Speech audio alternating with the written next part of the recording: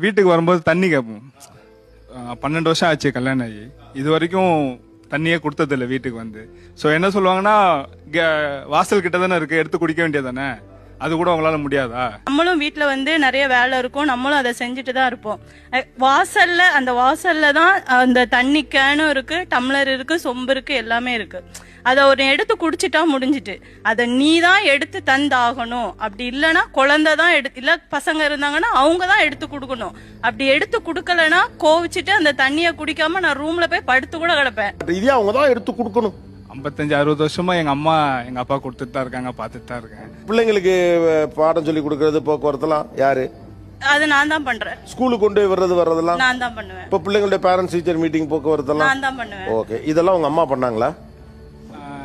இல்ல சார். இல்ல அப்ப தண்ணி எடுத்து கொடுக்கலாம். இப்ப உங்க அம்மாவும் எங்க அம்மா செஞ்சாங்களே, என் பொண்டாட்டி செய்யலே நீங்க சொல்றீங்க. உங்க அம்மா தண்ணி மட்டும் தான் எடுத்து கொடுத்துருக்காங்க.